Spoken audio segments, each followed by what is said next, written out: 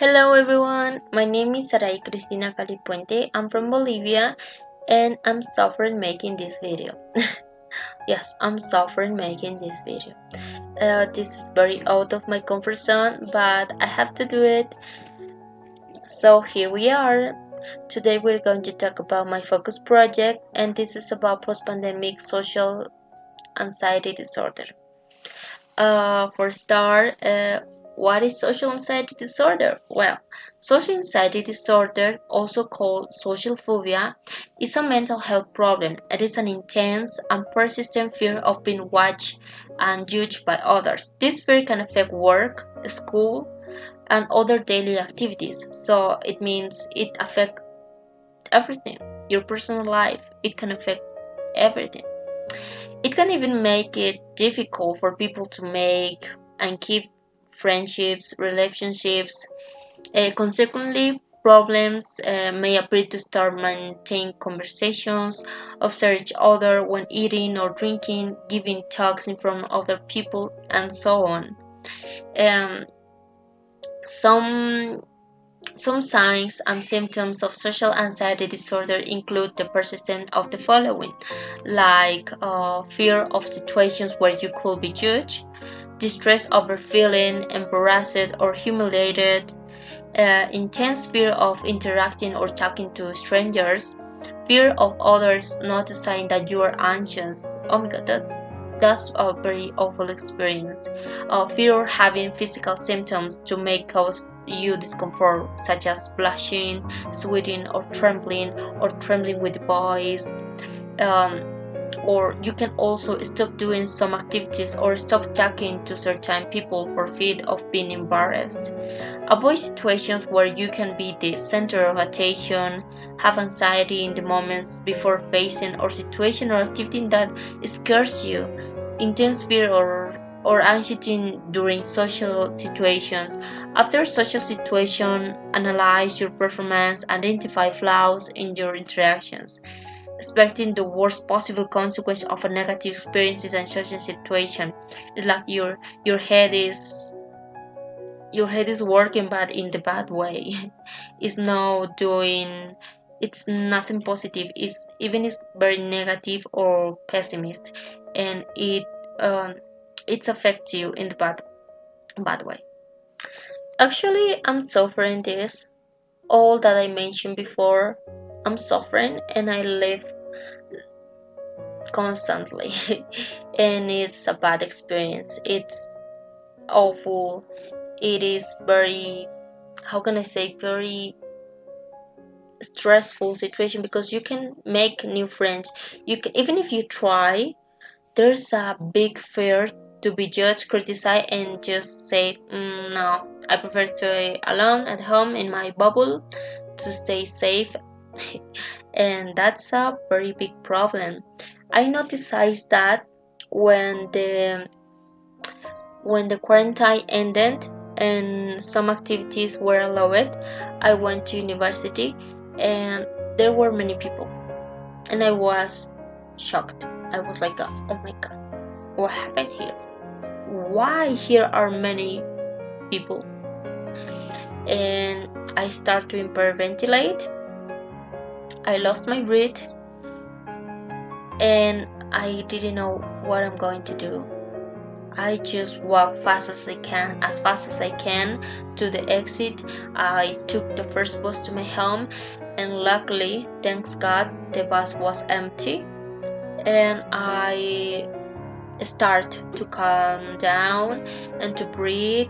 And I was wondering, what was that? Oh my God, that never happened to me before. And I search information, and there is there is the answer. This is social anxiety disorder, and the pandemic just aggravated it and make me notice that I have that big problem.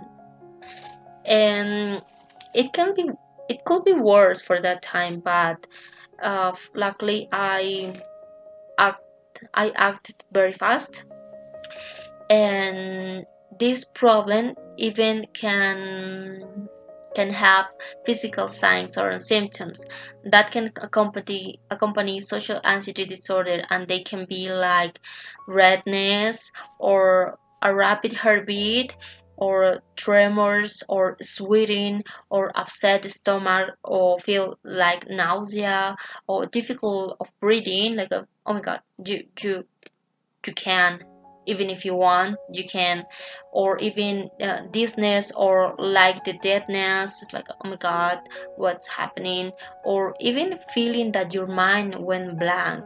And that happened me. That all that I mentioned before happened me, and I was very very scared. Oh my god, I'm never wish that to no one. uh, for being honest, I never wish that to no one. All other physical signs or symptoms could be muscle tension, or avoid common social situations, or even the that anxiety that all we know, like trembling, yeah, redness, sweating, even a team of that symptoms. These signs or symptoms, it just make your every common experience that can be difficult to bear when you have social anxiety disorder. This includes like interact with unknown people or strangers, attend parties or social gatherings, go to work or school, start a conversation, make a contact, dating, enter a room where others are already seated, or return items to a store, eat in from others, use a public restroom. It can be difficult, but you have to recognize that it's a problem, and you have to search help. You have to talk about it. You have to talk about it first to you, and later you have to search professional help,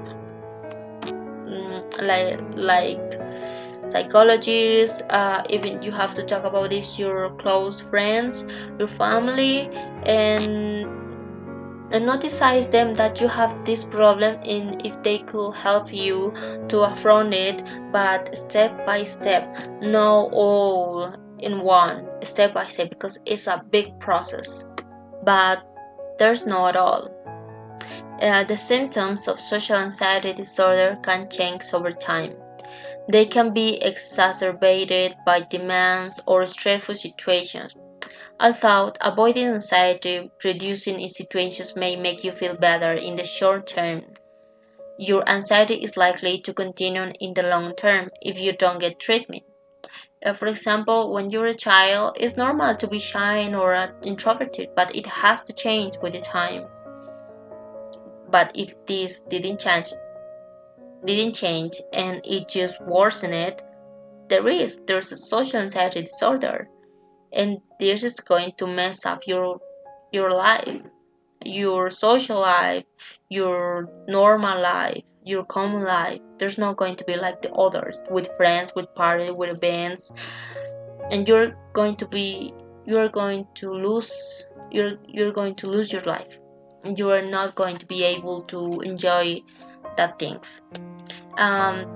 Talking to the causes, well, there's no something specific, but there are like many investigations that says is a hereditary thing of social anxiety disorder from the other relatives, or even just anxiety problems, or even it can be related to the environmental life that you have. But a specific thing, there's not. An important thing that I could say is, if we left untreated, a social anxiety disorder can take over your life. Anxiety can interfere with work, school, relationships, or the ability to enjoy life. This disorder can cause low self-esteem, trouble being assertive, negative self-talk, hypersensitivity to criticisms, poor social skills, isolation and difficult social relationships, poor academic and professional achievement, substance abuse, for example, drinking too much alcohol, suicide or suicide attempts, and that is a very, very big deal. There is nothing that we could take to very, like, it means nothing. It's a big deal. For that, the mental health is very important. It's, oh my god, it's a big piece to be happy. We need to care. We need to take care of our mental health. Talking about the prevention, there's no way to predict what will cause a person to have an anxiety disorder, but you we can take steps to lessen the impact of symptoms if we are anxious, like ask for help right away. Anxiety, like many other mental health conditions, can be more difficult to treat if we don't seek help right away. Keep a personal journal. Keeping track of your personal life can help you and your mental health professional identify what's causing your stress and what seems to help you feel better. Um, Even we can set priorities in our life, or we can reduce anxiety by managing our time and energy well. Make sure we spend time doing things we really enjoy. That helps you to not decide what we are doing, what we want to do, and how we want to overeat this problem. To end, oh my god, I really wish to say a lot of things, but it's a big topic. Mental health is a big topic and includes and involves a lot of things of our personal life, our lives, even a child, youth, how we grow up, the parents, the brothers, our personality. It involves a lot of things, but it is important to take care of mental health. In the pandemic, increase a lot of mental health as depression, as anxiety, not just social anxiety disorder, even depression or fear to go out, that kind of situations. And in the pandemic show us there was many mental health problems, and we have to affront it. We have to accept the reality, and together we can do it. If we support each other, we can do it. We can over it. Now I have friends that really help me a lot to go out of my comfort zone and new people. There's sometimes that I feel really bad to suffer this problem because it don't let me socialize, and when I feel this feeling I run away. It's like if I am in a party and I really feel bad, I feel judged or criticized, I take my things and go out with with nothing else to say. Thank you for listening me, and maybe I did a lot of mistakes, but I try to do my best. Now I can speak well because I have some stitches inside my mouth.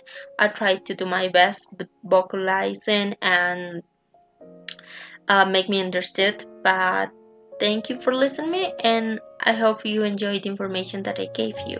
I know there's more, but there are a lot. I was searching and many research, many videos, many links, but just that I think I have to say is thank you very much for this opportunity.